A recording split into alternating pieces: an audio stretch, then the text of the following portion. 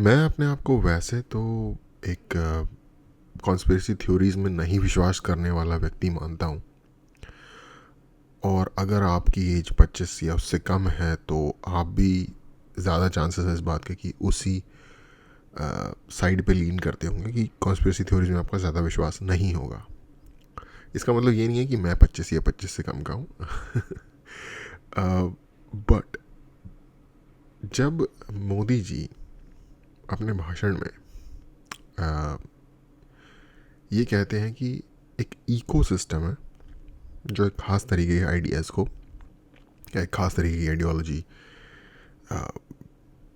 को पुश करता है, और पैराडाइम उसके हिसाब से चीज़ों को सेट करता है, तो सुनने में वो कहीं ना कहीं लग सकता है कि कॉन्स्पिरेटोरियल हो रहा है। तो सबसे पहले तो थोड़ा सा समझते हैं कि कॉन्स्पिरेसी एग्जैक्टली है क्या। कॉन्स्पिरेसी का मतलब बेसिकली अगर सिंपल शब्दों में लेमैन की लैंग्वेज में समझा जाए तो वो ये है कि एक खुफिया प्लान बना हुआ है किसी चीज़ के बारे में और उसके तहत काम हो रहा है। किसी फिनोमिनन को एक्सप्लेन करने के लिए एक ऐसी रीजनिंग दी जाए जो खुफिया है और जो मेन स्ट्रीम अंडरस्टैंडिंग का पार्ट नहीं है। अब जैसे यूएसए में जो उनके एक प्रेसिडेंट थे कैनेडी, जिनकी हत्या हुई थी 60s में, उनकी जो हत्या हुई उसके बारे में जो मेन स्ट्रीम का अंडरस्टैंडिंग है या जो मेन स्ट्रीम की का कहना है वो ये है कि एक मानसिक तौर पे विक्षिप्त व्यक्ति था, मेंटली रिटार्डेड जिसे कहते हैं। उसने अपने पर्सनल व्यू पॉइंट के बेस पे प्रेसिडेंट को पसंद नहीं किया और गोली मार दी। But most of the people वहाँ पे जो मतलब सोचने विचारने वाले हैं वो इस चीज़ पे विश्वास नहीं करते। वो कहते हैं कि जो एक डीप स्टेट है उसकी जो अंडरस्टैंडिंग है वहाँ पे उसके अगेंस्ट वो बंदा जा रहा था, जिसकी वजह से काफ़ी सारे लोगों का नुकसान होता है जो उनके पास बहुत ज़्यादा पावर है, तो उन लोगों ने उसे मरवा दिया। ये एक ऑफ द बुक लेकिन जैसे अनकही समझी हुई अंडरस्टैंडिंग वाली बात है। तो ये एक एग्जांपल है one of the most famous conspiracy का। एक और कॉन्स्पिरेसी आपने सुनी होगी कि अर्थ एक्चुअली एक स्फीयर नहीं है, फ्लैट है, जो कि बहुत सारी चीज़ों को समझा नहीं पाएंगे वो लोग अगर उनसे बोला जाए। एनीवे, तो एक ये है, एक ये कॉन्स्पिरेसी है कि इंसान कभी चांद पे गया ही नहीं। एलियन की कॉन्स्पिरेसी की एलियन होते हैं, वो हमारे बीच में रहते हैं। ये सारी मेजर मेजर अमेरिकन कॉन्स्पिरेसीज हैं। कुछ कॉन्स्पिरेसीज इंडिया की भी बड़ी फेमस है। पर मेन टॉपिक कॉन्स्पिरेसी नहीं है आज का। पर जो टॉपिक है उसको काफ़ी लोग और मैं भी कैटेगराइज कर सकते हैं कि ये कॉन्स्पिरेसी हो सकती है, क्योंकि उसको प्रूव करना ऑलमोस्ट इम्पॉसिबल है। सिर्फ उसके जो फीचर्स हैं उसके बेस पे ही उसको इंटरप्रेट किया जा सकता है। और वो ये है कि मोदी जी का आप लोगों ने शायद भाषण सुना होगा। पीएम मोदी ने कहा था कि इकोसिस्टम एक चीज़ करता है, या इकोसिस्टम इस विचार को बल दे रहा है, पुश कर रहा है। और वो क्या है? वो है बेसिकली किसी भी कंट्री का जो मेन नेटिव रिलीजन या अंडरस्टैंडिंग या कस्टम्स हैं उनको अंडरमाइन करना, माइनॉरिटी को बाय डिफ़ॉल्ट, चाहे वो किसी भी कंट्री हो, इंडिया की या किसी भी और कंट्री की, बाय डिफ़ॉल्ट किसी भी सिचुएशन में सही बता देना। ऐसे टॉपिक्स को इंट्रोड्यूस करना सोसाइटी में जिनकी उस सोसाइटी के लिए कोई ख़ास वैल्यू नहीं है, लेकिन उनको ऐसी प्रायोरिटी बना देना उस सोसाइटी की जैसे कि मतलब जान पे की बाजी लग रखी है उसके चक्कर में। फॉर एग्ज़ाम्पल, इंडिया में वेस्ट में आप लोगों ने ऑब्जर्व किया होगा कि जेंडर का एक बहुत बड़ा इशू छाया हुआ है इस बीच में। लोग अपना जेंडर ट्रांजिशन कर लेते हैं और इस एक फिनोमिनन से हज़ारों तरीके की प्रॉब्लम्स, हज़ारों तरीके के इश्यूज़ इकट्ठे हो गए हैं लोगों के बीच में. फॉर एग्ज़ाम्पल, कोई इंसान है, मर्द है आई मीन, और वो कहता है कि मैं वुमेन जैसा फील करता हूँ. ठीक है, वो कन्वर्ट हो जाता है वुमेन में, जो भी प्रोसीजर करता है, और उसके बाद वो कॉम्पिटिटिव स्पोर्ट्स वगैरह में और वो वुमेन बन जाता है. I don't know. उसके बाद वो कॉम्पिटिटिव स्पोर्ट्स में पार्टिसिपेट करना शुरू कर देता है, और क्योंकि वो ओरिजिनली तो एक इंसान ही था, आई मीन एक मेल ही था, तो उसका जो बॉडी स्ट्रेंथ है, अपर बॉडी स्ट्रेंथ, ये सब जो है वो एक आदमी का ही है. और वो बेसिकली लड़कियों को लेफ़्ट, राइट एंड सेंटर पेलना चालू कर देता है उस स्पोर्ट्स में जिसमें भी वो है. स्विमिंग हो, स्विमिंग का एग्जांपल है. बॉक्सिंग का एग्जांपल अभी आप लोगों ने देख लिया ओलंपिक्स में. अब ये एक्चुअली उन देशों में तो शायद, मेरे हिसाब से वैसे तो उन देशों में भी ये प्रॉब्लम नहीं है. उन देशों के पास भी इससे ज़्यादा इम्पोर्टेंट प्रॉब्लम्स हैं उनके आगे. वेस्ट की बात कर रहा हूँ.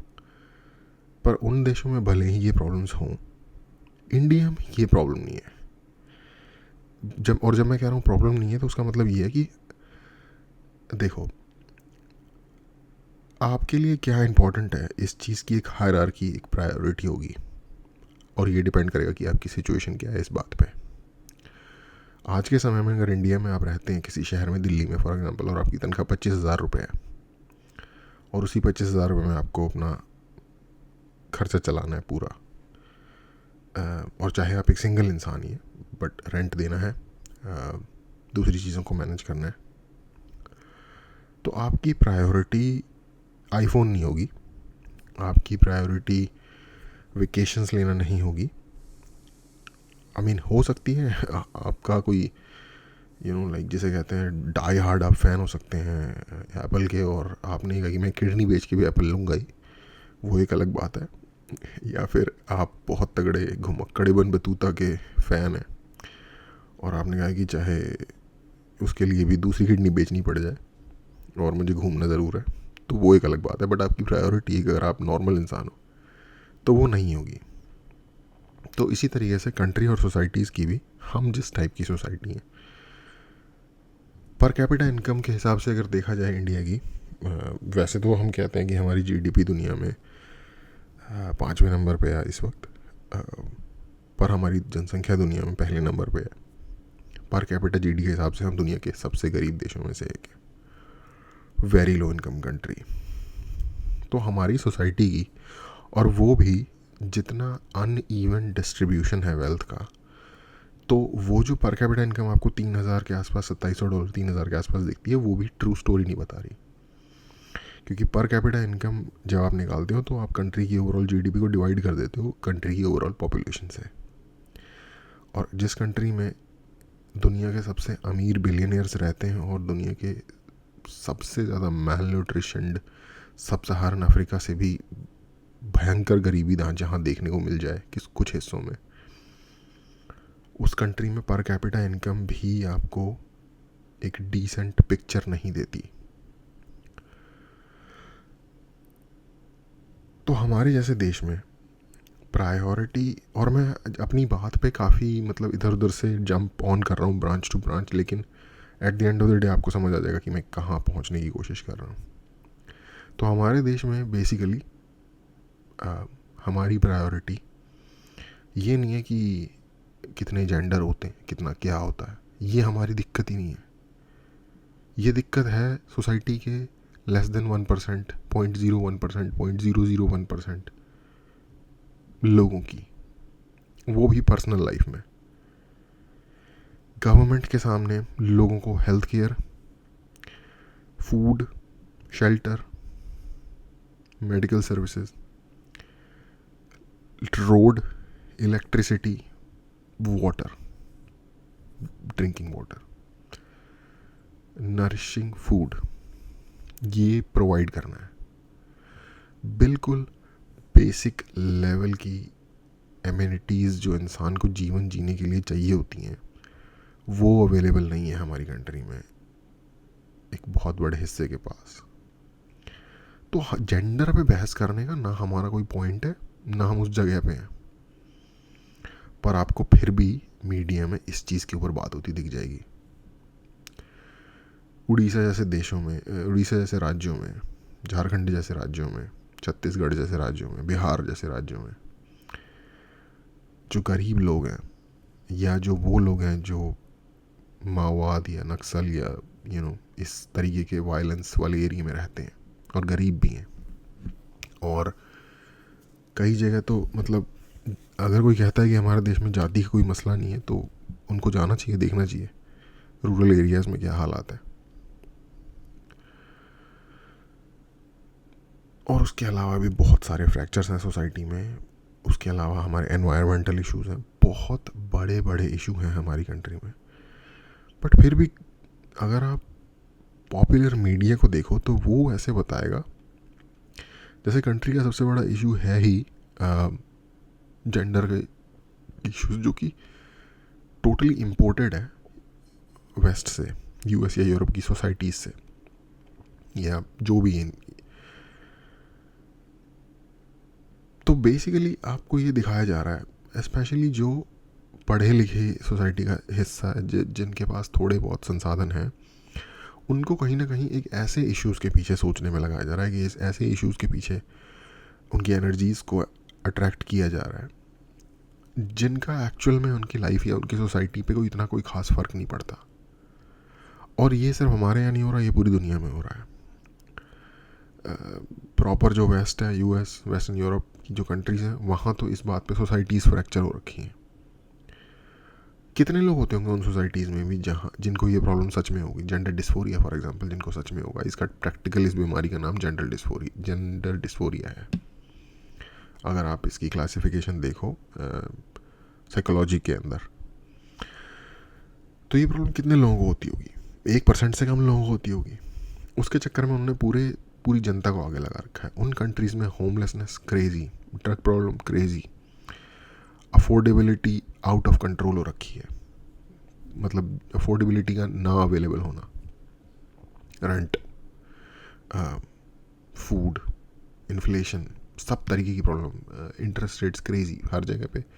ये मैं वेस्ट की बात कर रहा हूँ, पर वो इन चीज़ों पे ध्यान नहीं दे रहे। वो कह रहे हैं कि जेंडर का पहले ठीक से सेट कर लेते हैं कि कितने होते हैं, 500 600 जो भी है। कोई बंदा अगर अपने आप को कुत्ता समझ रहा है सुबह उठ के, तो वो फिर उसको हमें कुत्ते की तरह ट्रीट करना चाहिए। सही है भाई, करो। बट मुझे उनसे कोई फ़र्क नहीं है। कोई भी इंसान किसी दूसरे को जाकर ठीक करने के बजाय बस अपने आप का ध्यान रख ले तो पूरी सोसाइटी इस अपने आप ही ठीक हो जाएगी। ये इस थॉट प्रोसेस में बिलीव करने वाला मैं इंसान हूँ। अपने आप को पहले ठीक करो बेसिकली। तो मैं इंडिया के लिए सोचता हूँ, क्योंकि हम इस सोसाइटी से आए हैं, तो हमें बेसिकली इन चीज़ों पर ध्यान लगाया जा रहा है। पूरी दुनिया में आप देखोगे ये इशू चल रहा है, जिसका इसका मतलब है, जिसका इससे मतलब नहीं है वो भी, जिसका इससे मतलब है वो भी। सोसाइटीज़ में इन चीज़ों में बात हो रही है, यूनिवर्सिटीज़ में इन चीज़ों में बात हो रही है, जबकि होनी चाहिए कि हमारी कंट्री में इनोवेशन को कैसे बढ़ाया जाए, रिसर्च एंड डेवलपमेंट को कैसे बढ़ाया जाए। ऑलरेडी जब कास्ट के इशू को हम पीछे छोड़ चुके हैं, तो उसको वापस इलेक्टोरल पॉलिटिक्स में क्यों लाया जा रहा है ज़बरदस्ती? क्यों? और इसे कब तक लाया जाएगा, और इसे कब तक ऐसे ही चिंगम की तरह खींच के एक्सटेंड किया जाएगा? ये रियल प्रॉब्लम्स हैं, इन पे बात होनी चाहिए। एनवायरनमेंट का क्या होगा हमारी कंट्री की? एयर क्वालिटी इतनी घटिया क्यों है? फूड में प्रॉपर न्यूट्रिशन क्यों नहीं है? हेल्थ क्वालिटी कैसे बेटर होगी? ये इन चीज़ों पे बात होनी चाहिए, और बात वहाँ इन चीज़ों पे हो रही है। और ये आप पूरी दुनिया में देखोगे। तो कहने का मतलब ये है कि एक सडन वे टाइम पे पूरी दुनिया में ही, सडन टाइम जब मैं कह रहा हूँ तो ये नहीं कि उस दिन, बेसिकली डेकेड के हिसाब से लगा लो, पूरी दुनिया में ही ऐसे इश्यूज जो कि कभी सोसाइटी में प्रॉब्लम दिक्कत दिए ही नहीं, वो उठ रहे हैं। सबका ध्यान उधर है। पूरी दुनिया में एक साथ ये चीज़ हो रही है। एक किसी कंट्री में या किसी सर्टेन रीजन में हो रही होती तो समझ में आता है कि चलो यार उनकी एक वो है। बट उन कंट्रीज़ में भी जहाँ ये प्रॉब्लम नहीं थी, वहाँ भी इनके बारे में बहस हो रही है। तब आपको ये लगना शुरू हो जाता है कि भाई ये ऑपरेशन कोई छोटे लेवल पे नहीं है, ये इंटरनेशनल लेवल पे चल रहा है ऑपरेशन। और सिंक्रोनाइज वे में हो रहा है। ये कोई रैंडम नहीं है, एकदम से लोगों के अंदर के सोशल वर्कर नहीं जग गए। एकदम से ऐसा नहीं हुआ कि सारे के सारे बच्चे सोशल वर्क ओरिएंटेड पैदा होने शुरू हो गए हैं, जो कॉलेज में जाते हैं और फिर ये एक्टिविस्ट्स बन जाते हैं।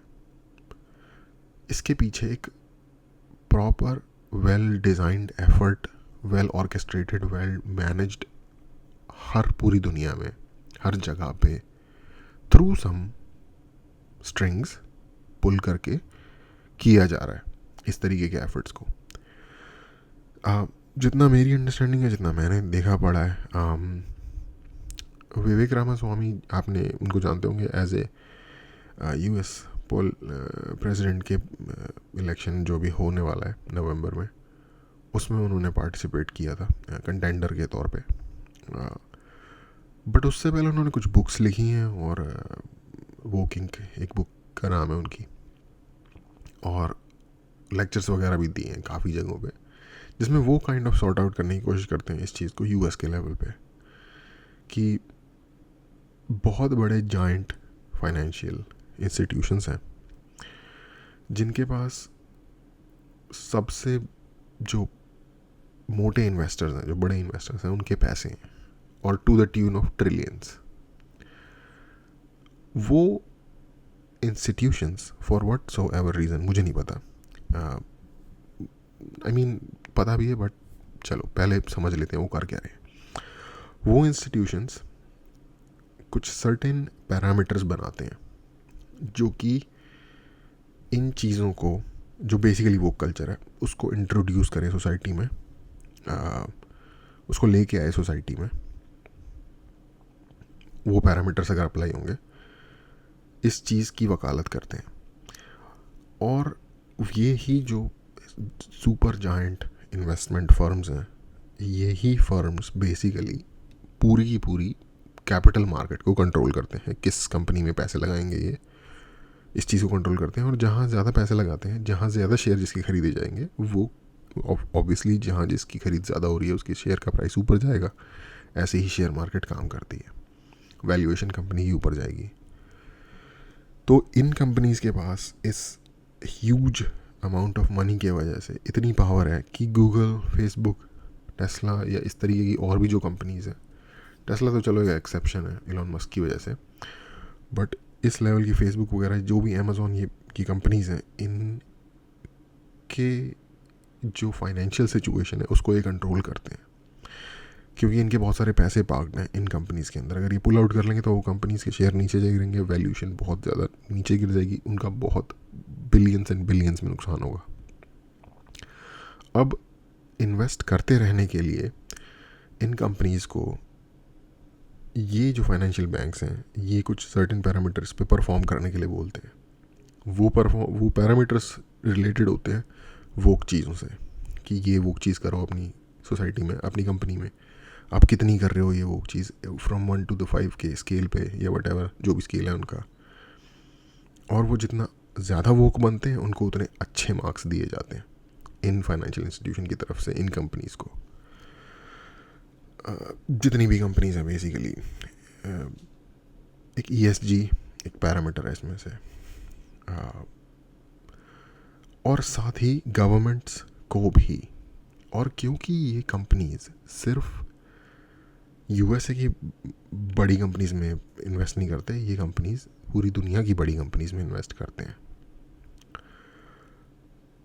तो पूरी दुनिया की ही कंपनीज़ टू सम एक्सटेंट उनके इन पैरामीटर्स को फॉलो करने के लिए बाध्य हो जाती है या मजबूर हो जाती है। और जब ये दूसरी दुनिया की दूसरी कंट्रीज़ में इन्वेस्ट करते हैं, तो बेसिकली ये उस कंट्री में इन्वेस्ट कर रहे होते हैं, और उस कंट्री में इन्वेस्टमेंट जब आती है तो ये गवर्नमेंट के लिए फ़ायदेमंद है।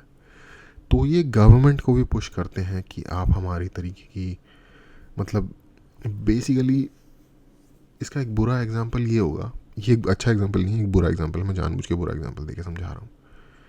जब ऑस्ट्रेलिया अफ़गानिस्तान को ये कहता है कि हम तुम्हारे साथ क्रिकेट मैच नहीं खेलेंगे जब तक तुम अपनी लड़कियों को स्कूल नहीं भेजोगे, तालिबान की गवर्नमेंट को जो अफ़गानिस्तान में है, तो बेसिकली वो क्रिकेट का लेवरेज यूज़ कर रहा है अपनी तरीके का काम करवाने के लिए अफ़गानिस्तान से। वो कर रहे हैं नहीं कर रहे हैं उनका अपना अलग इशू है। अगेन मैंने जैसा कहा एक ख़राब एग्जांपल है। तो इसी तरीके से ये कंपनीज भी पुश करती हैं गवर्नमेंट्स को, फॉरेन कंपनीज़ को, दूसरी कंपनीज़ को, ये इन्वेस्टमेंट बैंक्स अपनी तरीके की सोसाइटी में स्ट्रक्चर को लाने के लिए। अब तो ये तो समझ आएगा कि ये चीज़ प्रोलिफरेट कैसे हो रही है सोसाइटी में। तो आप अब जब किसी के एडवर्टीजमेंट्स देखोगे, गूगल के देखोगे, किसी भी चीज़ के सड़कों पे इश्तिहार देखोगे, पोस्टर्स देखोगे, तो उसमें आपको वो कल्चर के जो रेगुलर ट्रोप्स होते हैं वो आपको दिख जाएंगे उसके अंदर। यूट्यूब पे या किसी भी सोशल मीडिया पे अगर आपने एक सर्टेन वे में बात की तो आपका अकाउंट उड़ जाएगा या कुछ इस तरीके की चीज़ें हो जाएंगी। तो ये तो हो गया कि अब ये सोसाइटी में इन वैल्यूज़ को प्रोलिफरेट किया कैसे जा रहा है। और जहाँ भी आप वो कल्चर की बहुत ज़बरदस्त पेनिट्रेशन देख रहे हो, ये इसी तरीके से हुआ है। अब जो मैं कह रहा था कि पता नहीं है क्यों हो रहा है, लेकिन फिर कुछ पता भी है, वो यही है कि अकॉर्डिंग टू विवेक रामास्वामी, जो उनकी रीज़निंग है कि ये कंपनीज ऐसा क्यों कर रही हैं, इन्हीं इन्वेस्टमेंट कंपनीज़ ने 2008 के मार्केट क्रैश में, जो मार्केट क्रैश हुआ था पूरी दुनिया में ऑलमोस्ट उसका इफ़ेक्ट है आया था, उसके बाद इनके ऊपर आ गई बहुत ज़्यादा नज़रें पूरी दुनिया की। और नज़रें एक्चुअली पूरी दुनिया की आने से होता क्या है, होता वो है, इनको फ़र्क उन लोगों से पड़ता है जो बेसिकली लेफ़्ट या सोशलिस्ट टाइप के लोग होते हैं, जो प्रोटेस्टर्स होते हैं, एक्टिविस्ट्स होते हैं, वो लोग actually they make the noise, वो दिक्कत देते हैं असली। आम बंदा तो घर में बैठा हुआ है ना, वो जाके थोड़ी कुछ दिक्कत देगा इन कंपनीज़ को। दिक्कत होती है इनको इस तरीके के जो एक्टिविस्ट्स होते हैं उनसे। उन एक्टिविस्ट को भी, अब देखो एक एक्टिविस्ट है, वो जाके सड़क पे धरना दे रहा है, पर उसका खुद के बिल्स भी पे करने हैं उसे, तो वो कैसे पे करता होगा। ये एक्टिविस्ट भी कोई इंडिविजुअल नहीं होते, ये भी किसी न किसी एजेंसीज, किसी न किसी NGOs वगैरह के साथ जुड़े होते हैं। इन NGOs को भी कुछ सर्टेन इंटरेस्ट ग्रुप्स फंड करते हैं। तो इन बड़े इन्वेस्टमेंट बैंकर्स ने उन सर्टेन इंटरेस्ट ग्रुप से कर लिया एक समझौता कि हम तुम्हारी जो मार्क्सिस्ट सोशलिस्ट पॉलिसीज़ हैं, बेसिकली वो कल्चर, हम उसे एडवोकेट करेंगे और उसे पूरी दुनिया में एस्टैब्लिश करने की कोशिश करेंगे। तुम हमारा जो फाइनेंशियल 2 नंबरी है, जिसकी वजह से मार्केट क्रैश हो गई, या जिसकी वजह जो हमारी मैल प्रैक्टिसेस है, उस पर ध्यान मत दो या उस पर ध्यान मत लाओ। अब इस तरीके की मैल प्रैक्टिस का एक एग्जांपल दे देता हूँ मैं आपको।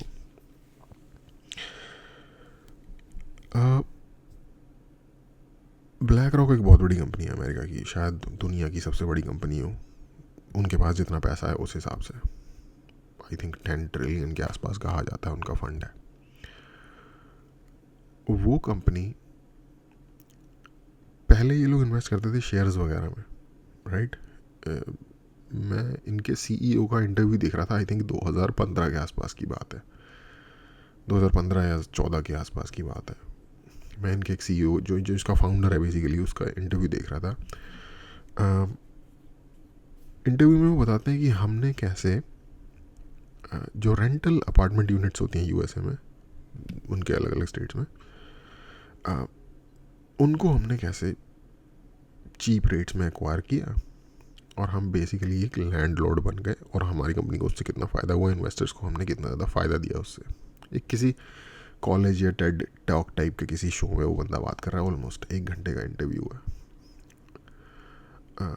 तो बेसिकली इन्वेस्टमेंट बैंक लैंडलॉर्ड के बिजनेस में आ गए। उससे हुआ क्या कि उन्होंने ख़रीद लिए ज़्यादा से ज़्यादा अपार्टमेंट यूनिट्स या ज़्यादा से ज़्यादा सिंगल फैमिली हाउसेस जो होते हैं US के अंदर।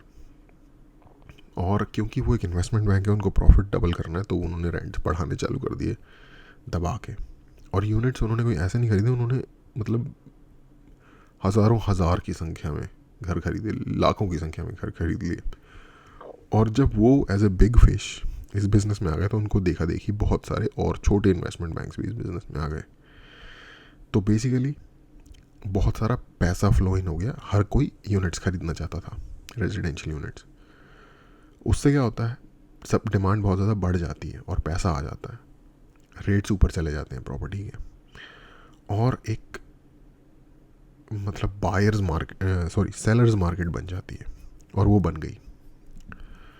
और ये होना शुरू हुआ है समथिंग अराउंड 2012-13 में। उससे और उसका इफ़ेक्ट दिखना शुरू हुआ कोविड के बाद, जब घर खरीदना ऑलमोस्ट इम्पॉसिबल हो गया यूएसए जैसी जगहों पे लोगों के लिए। आई मीन लुक्रेटिव मार्केट्स के अंदर, middle of the country,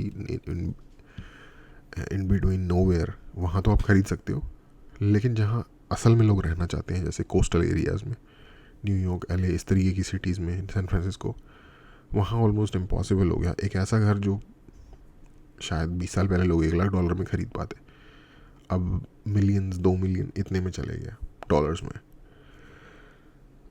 rents crazy हो गए, क्योंकि इन्वेस्टमेंट बैंक ने तो इन्वेस्टमेंट करके पैसे कमाने और अपने जो शेयर होल्डर्स हैं उनको बांटने, या जो इन्वेस्टर्स हैं उनको देने हैं। क्योंकि इन्वेस्टमेंट बैंक कैसे काम करता है, उसके खुद के पैसे तो होते नहीं हैं, वो भी लोगों से पैसे लेके आगे लगाते हैं। और वो लोग कौन होते हैं? Individual investors. वो उनके फंड्स, इंडेक्स फंड खरीदते हैं, इस तरीके से उनके पास पैसा आता है।